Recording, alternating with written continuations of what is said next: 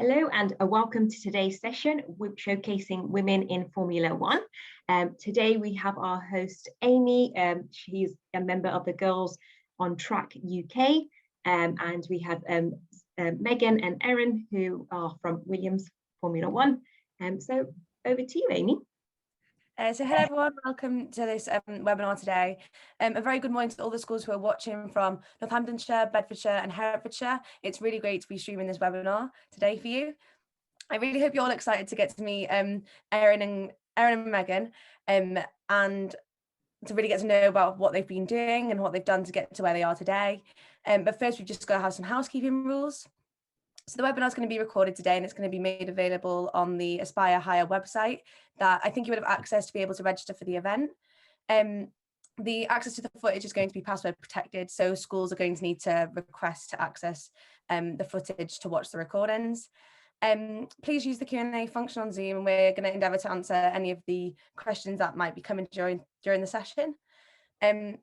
Now a little bit more about the event itself and the people who've been able to make all of this happen.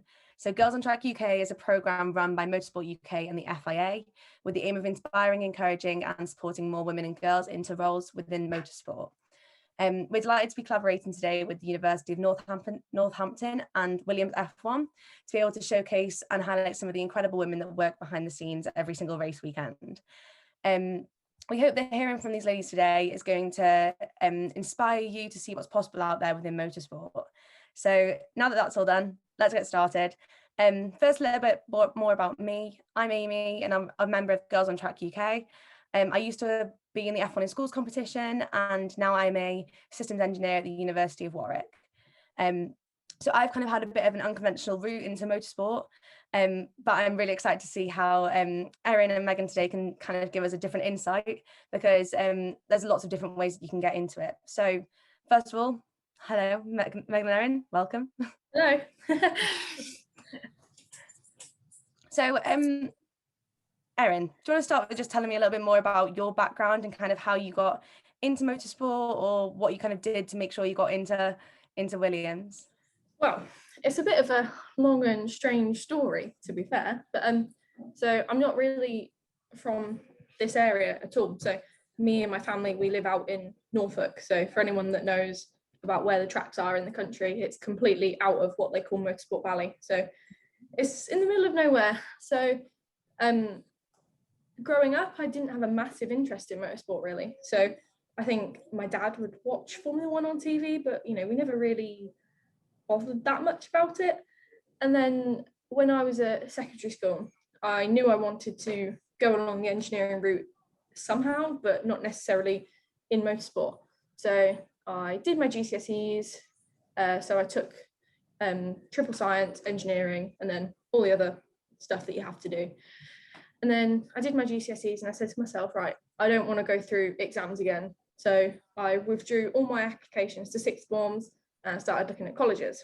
Now, the two routes I wanted to do was either motorsport or performing arts. So I had one application for a dance college and one application to study motorsport at my local college. So I thought, you know what, let's give it a go. So I went and studied motorsport at my local college. So that was just a BTEC course, just a level 2 and 3 in motorsport mechanics and general car mechanics, really. So I did all the practical work at college and then it kind of went a bit slow. It was a bit quiet. I was young, had little experience and not many teams wanted to take me on or give me a chance with work experience. So I was actually really, really lucky that when the W Series Championship started, I got in contact with them. And obviously because what they're all about, women racing, they wanted to employ some female mechanics. So I was really, really lucky to get a spot on the first year of W Series, which was amazing. So I did that for the year. And then everything was going well last year. I'd got all these plans. And then obviously with coronavirus, everything got cancelled.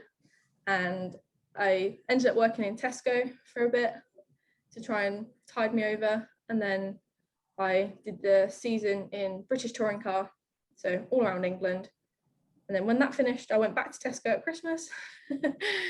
And then in January, I got offered the job at Williams. So I'd done some work experience here previously in 2019, so I got to know a few people, and the manager of the car build team downstairs said, when you're old enough and when you're ready, I want you to come back and work for me. So I applied for the job, and sure enough, it happened, and here I am. So I'm working at the moment in sub-assembly, which is our gearbox build department mainly, but it also consists of other things such as calipers, uprights, and all the small little assemblies that go into making the car. So that's about me up to date, really. That's my short route. You know, I'm still young, but my few years I've done quite a lot.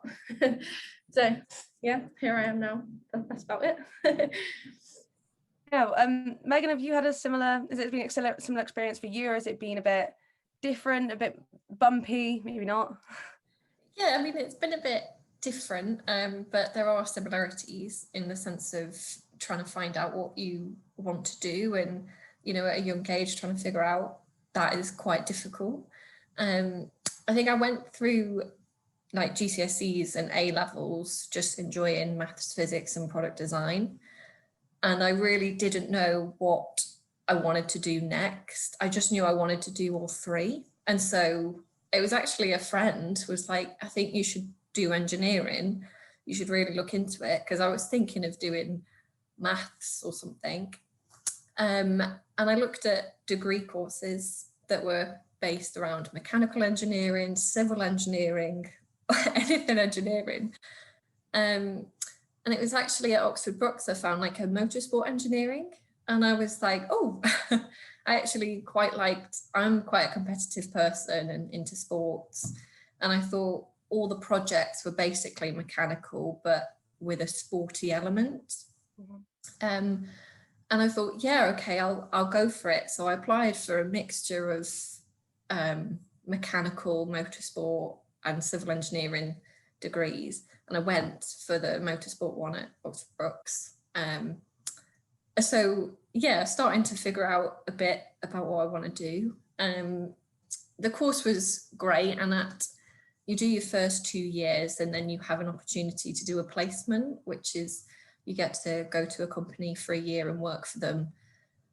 And it was brilliant for figuring out what I wanted to do, because at that point I was applying to loads of companies and I was doing like design engineer roles. And I think it's because the course, we did a lot of CAD. It set you up quite well to be a design engineer in the first 2 years. And then you can sort of pick and specialize in the third year.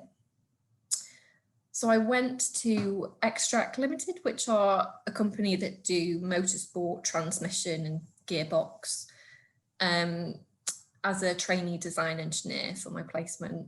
And within the first like 2-3 months, I realized I did not want to be a design engineer at all. It just didn't suit me. I just realized I liked solving problems and thinking of design improvements, but actually doing the CAD, the drawings, I hated that. It just didn't suit me. So they managed to get me onto a manufacturing project where actually I was looking after the parts through manufacture and trying to make sure how we got it right first time, rather than putting them through an inspection operation and things like that. And I just absolutely loved manufacturing, really, and operations and processes, and realized that's sort of the kind of engineer I want to be. That's where I want to work.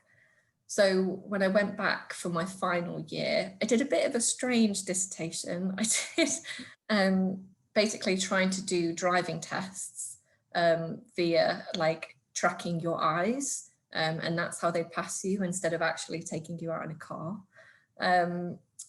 But I just enjoyed it because it was about a process of setting up a test, getting results, and then deciding what to do next with them. And that's a lot more what I'm interested in. And then when I graduated, I got a job at McLaren Automotive as, they called it a zone engineer, which is not helpful because no one knows what that is. It's basically a quality engineer in a particular zone on the production line. So basically anything that goes wrong, if a part can't be fitted to the car, you have to fix it immediately, within like the 20 minutes that it's there. And then you need to record it and try and prevent it for the next cars coming through. So that was my job, and I did that for about 1.5 years. And I loved it, but it just got a bit repetitive. It was different challenges, but it was the same: correct it, record it, solve it. So I then was looking for other jobs, and I came across the Williams one, which was a quality engineer. And that's what I'm in now. I've been in it now for about, I think, just a little over 1 year. It's difficult with COVID. Yeah. We were on 3 months furlough. It's almost that up, but yes. And basically now I look into like all the parts we produce and even supply out to get produced. Looking at how we reduce errors on those and get them through the factory quicker. So yeah, that's how I've ended up there. Yeah, two different routes, very, very different. One very operational vocational and kind of going through the college and then the work experience, and then obviously Megan doing all the degree, and then kind of just trying to figure out where you want to be, really. If you, Megan, if you weren't going to go into F1, what did you want to do? Were you always kind of like, it's engineering and that is, if I said to you, you can have your next dream job, what is it going to be? Yeah, I think it's definitely within quality. I think I just really love problem solving, and I figured that out. And so I'd always want to do that within Formula One, but whether it's, you know, quality within design or production, because we do have design quality as well, or, you know, even aerodynamics. Yeah, I'd like any challenge like that. So there are so many different routes that you can kind of go down, especially within Yes. Formula One in itself. Engineering as well is a massive sector, isn't it? So you just kind of go into anywhere. What about you, Erin? Do you have any dreams of becoming a pop star? I would have quite liked to have been a backing dancer, to be fair, on like X Factor or a massive tour, that, or an interior designer. I'm quite OCD. So well, it helps at work, because obviously, you know, we have to be so careful with everything we do, and everything has to be perfect. But you know, I'd quite like to build a house and design it how I like it. I mean, I never really, like I said, motorsport was never really something I wanted to do. You know, I left school in 2017, and then I only started in motorsport in 2019. So, you know, it only happened, you know, a very few years ago.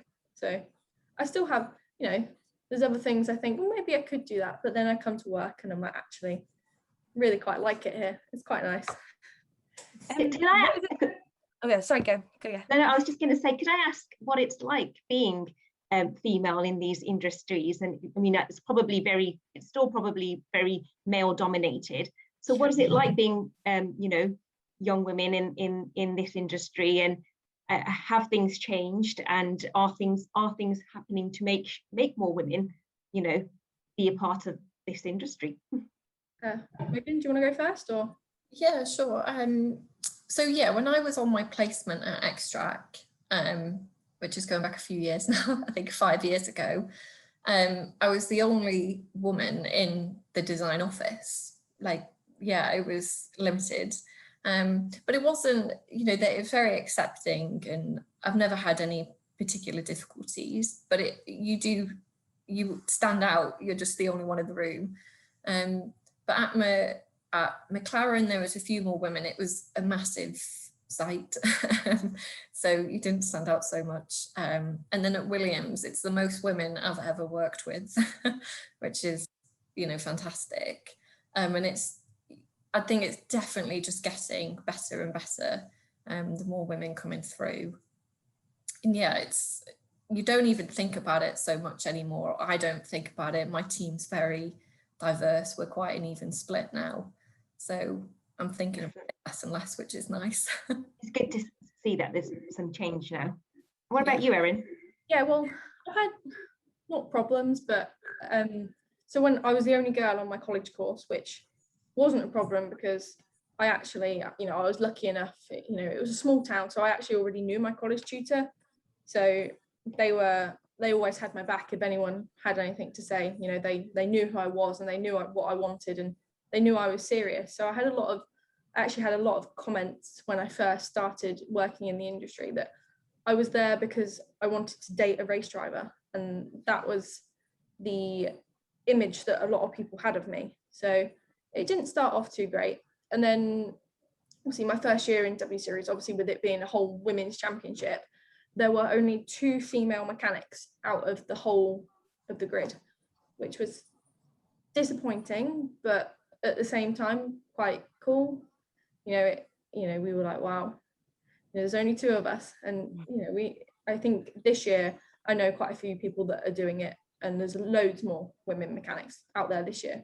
So that wasn't too bad. And the people I worked with, you know, were great. They took me under their wing, and you know, really looked after me. And anyone that had anything to say, you know, so many people had my back. And then when I did British Touring Car last year, not to put anyone off because it is very rare, but I had quite a bad run-in with one of the mechanics on my car. I'm not going to go into details, but it wasn't a very nice experience, and it actually really made me think, do I want to do this anymore? But I'm so glad I stuck at it, because now I'm here, and as Megan said, you know, this is the most women I've ever worked with, and the lads downstairs in my department, they're just like my best mates now. Like, I fit in, I'm one of the lads, or they're one of the ladies. You know, they sit with me, and you know, they talk about girl stuff with me, and they don't care.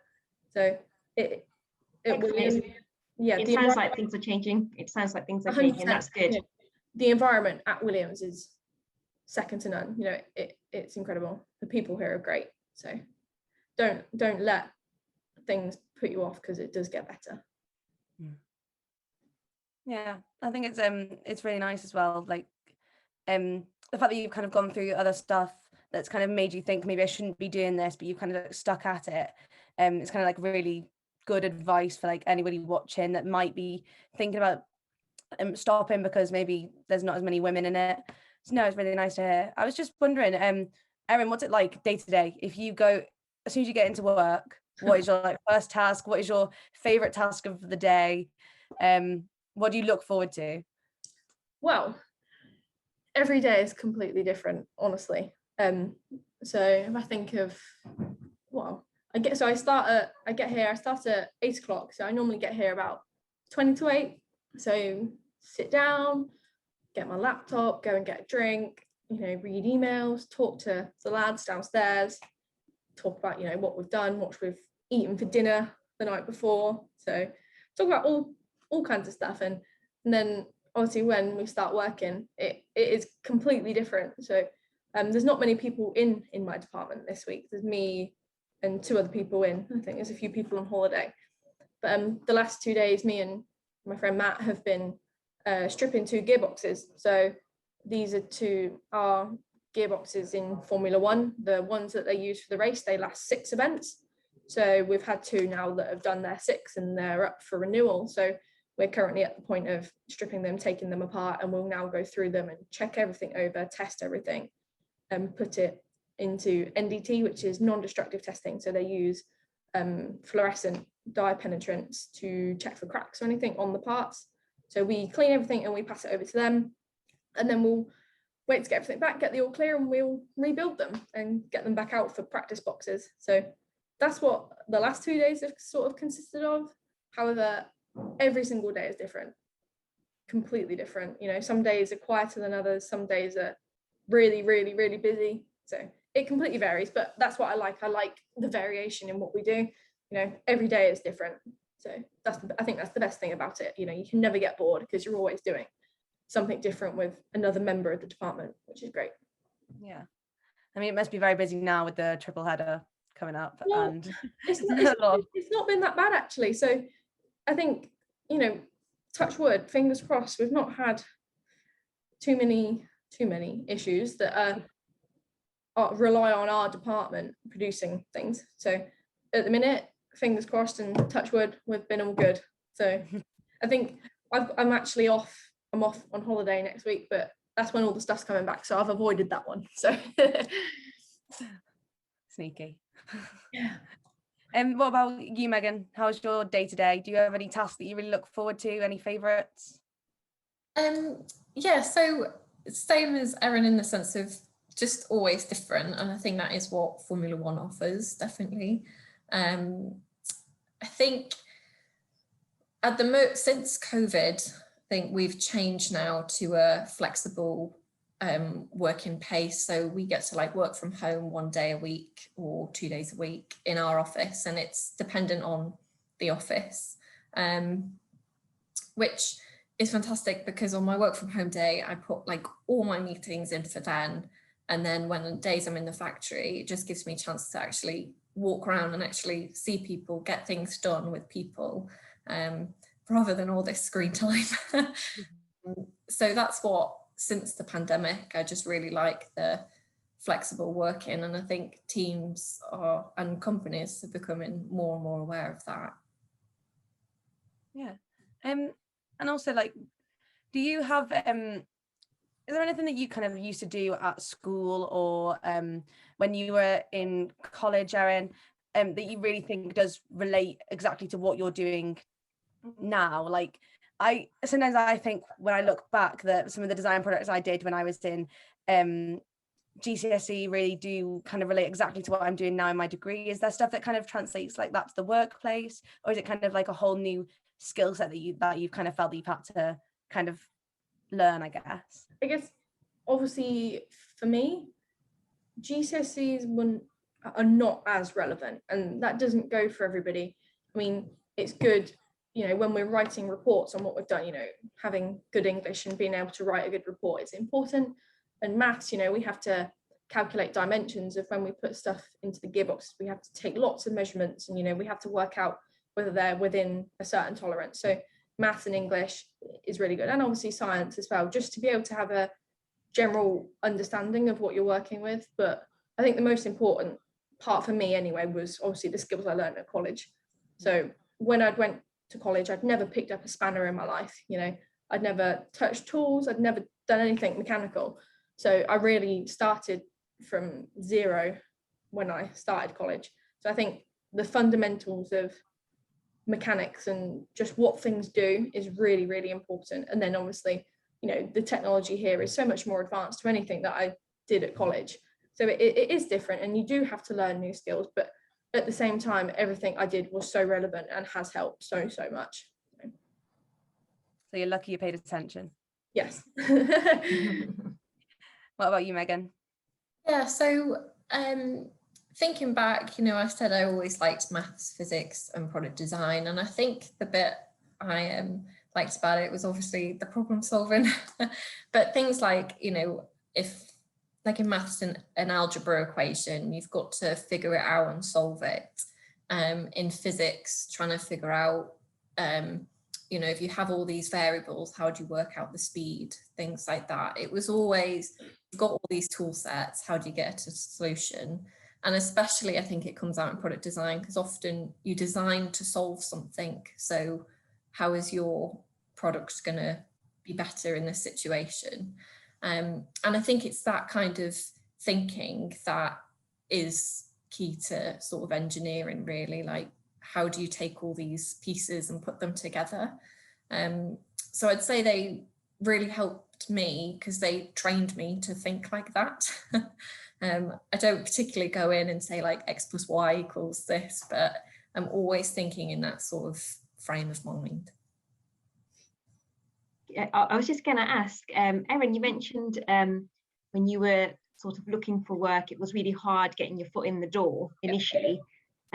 What advice would you give to students in terms of, if you looked back, how do you think you could have tried to do things in your younger years to help you get some experience?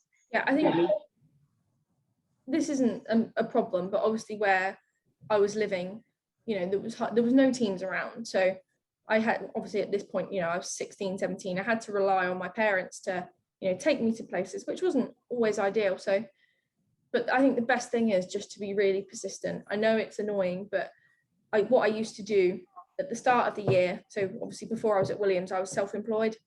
So at the start of the championship year, I would go on all the websites of all the championships I could think of. So British Touring Car, British GT, all the single-seater series that run in England and anything else. And I'd go onto the team section and I'd copy down all the emails addresses of all the teams on the websites. And I'd get my CV, I'd get my covering letter. Obviously, I'd adapt it dependent on the job that I was applying for. And I'd spend a day and I'd just go through all the teams and I'd send emails to every single one. And I'd just, at the start of the year, I'd do that a couple of times just until, I got some replies. I think persistence, you have to be persistent, because if not, teams get so many emails every day and they're just chucked on a pile. They haven't got time. Most small teams don't employ people to just go through stuff like that. So I think that is really important to getting your foot in the door as well. I think if you can visit people in person, that's better, because obviously it shows commitment and people can actually meet you in person instead of reading what you're like on a bit of paper. So I think that was really important for me. I was actually really lucky. So before Girls on Track was Girls on Track, it used to be called Dare to Be Different. And when I left school and knew that I sort of wanted to work in motorsport, I joined that. And through that program, I met a lady who worked at Mercedes. And I was really lucky that she actually organised some work experience for me at Mercedes. So that was in 2016. So I was still at school and I went and did a week's work experience at Mercedes. And that was really good. I got a lot of contacts, and that was more in a R&D development role, which I knew wasn't for me. And it wasn't something I ever wanted to do. Yet it got my foot in the door. I met the people there, and it was a really good experience. And through that, I then met someone else. And then the year later, I got a week's work experience at Toro Rosso. So working with them, I was doing some aerodynamic stuff. And again, I knew it wasn't for me, but it got my foot in and I met some really great people. And then when I was still at school again, there was something running called the Arkwright Engineering Scholarship. I'm not sure whether this is still a thing anymore. I did it. I did it, it was a few years ago. So I passed the exam and I got paired with a mentor who worked at Williams Advanced Engineering. And it was through him that I then got my week's work experience at Williams. So originally, again, I was put into our prototype and test department, which, to me is not, I didn't find it that interesting. And I think they sort of noticed that I was dragging my feet a little bit. So they're like, right, let's take you next door. You can go and work with the car build team. So I was like, right, this is more me. So it was through that I then did some time with car build, and I did some time in sub-assembly. I think it was through that ultimately I have ended up back here full time. That's amazing. I think you can see from there your persistence and your ability to go and network, and how key it is. It doesn't matter if it's not the specific field that you want to be in, but just getting your foot in. Exactly. And that sounds amazing. What about you, Megan? What advice would you give in terms of, looking back at what would you have done differently, or what have you done that you could pass on to, in a similar way to students? Yeah, I think networking is absolutely key. I remember after my first year of uni, I really wanted hands-on experience, or some of it, and I was just driving from garage to garage to try and get like a summer job or intern, like not even paid or anything, just experience. And like I managed to get one, but that was after like a week of trying, and that was a week of driving around. But those people, like, just never lose contact with them, because they could always show you on to the next thing. So definitely just going out to events, like any sort of, like, they have autosport shows or anything like that, just go out and meet people. What is the worst that can happen? There really isn't. And I think the second thing is, always being able to like ask for help, or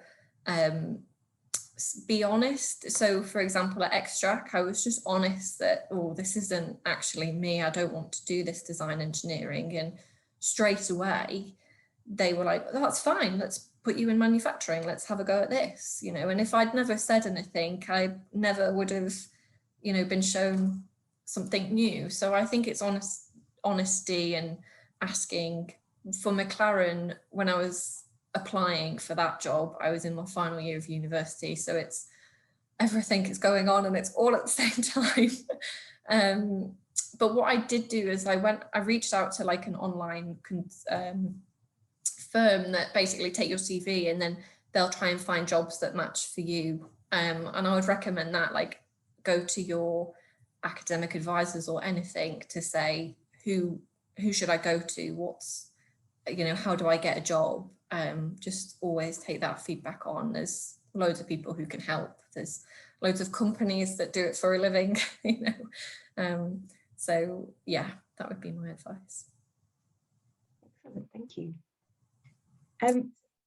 If you don't mind me asking, what do you think, for both of you, where do you see yourself in the next 10 years? Where do you see your career taking you? What's the plan? I want to be on the race team. I want to be on the race team as a mechanic, doing my thing, traveling the world. That is my ultimate goal.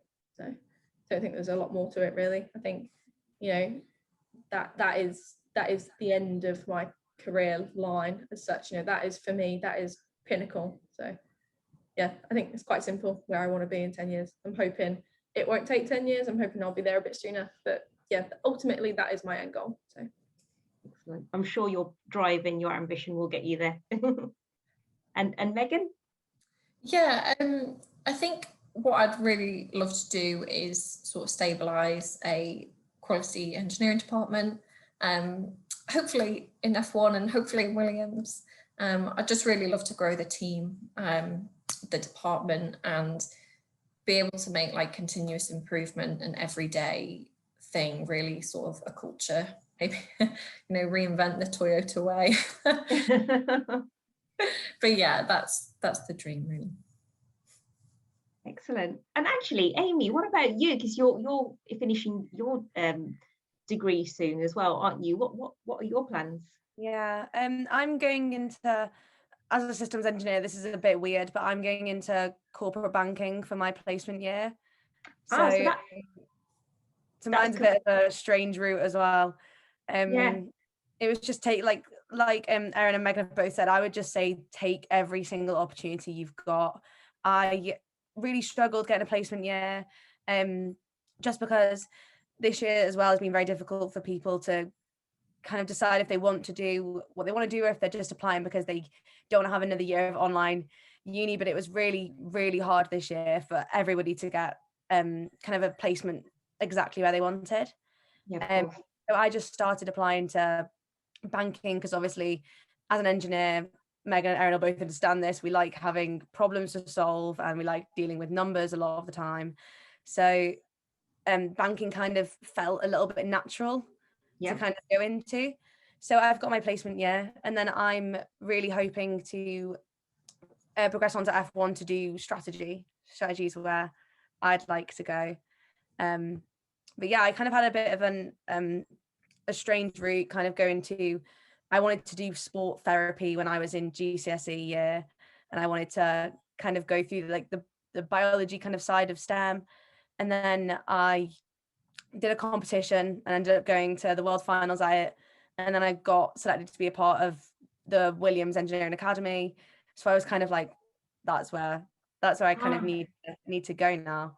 It's been fun ever since. I feel like I haven't stopped, but yeah, no, mine's a bit of a strange one as well. No, but that sounds really interesting. I think it just shows, you know, having that different, because you didn't have that exposure, you were going down a completely different route, and then you were exposed to this and you're like, no, actually this is for me. So yeah, and it's very interesting, because I think that's really key, is that you don't necessarily know what you want to do from when you're a young age, and it's about having all those different experiences and about putting yourself out there, and you know, trying different things, which you might not necessarily think that they're going to be applicable, but they actually do help you along on your journey. And I think that's what's coming across, and that's amazing. That's amazing. And we do need more women, don't we? We you know, we need all areas. Yeah, absolutely, in everything. But that was amazing, ladies. Thank you very much for taking your time out to meet today. and answer all our questions and tell us about your journey. Yeah. It was a pleasure. Thank you. Thank you for the opportunity. So just to wrap up, thank you to obviously Girls on Track UK and Motorsport UK for allowing the event to happen, and then obviously Megan and Erin from Williams. Absolutely amazing to talk to you. Your CVs must be incredible, and I really hope that I don't have to fight you for a job in the future, because I wouldn't want to. And obviously all the schools and everybody that have attending or are going to be watching the recording later. Obviously the meeting's going to be available on the Aspire Higher website, and then if you want to find out more about Girls on Track UK, there's follow us on the social media channels, and you can also join the closed community on Facebook, where it's a lot of networking, and obviously it's really important. It's in the chat function on Zoom right now, but obviously, like we said, it's really important to network. And I've been in the Girls on Track for, I'd say, maybe a year, and I've met so many incredible people and so many young girls and women who want to either have a change of career or really want to get into F1. It's just a really nice, close community for everyone to kind of help each other, really. So it's really nice. I would suggest joining if you're interested. And then also there should be a mailing list that's also in the Zoom chat function, which means that you'll be able to receive invites to virtual events and live events in the future. So yeah, really thank you once again for attending, and can enjoy the rest of the sessions that the University of Northampton are putting on for the rest of the week.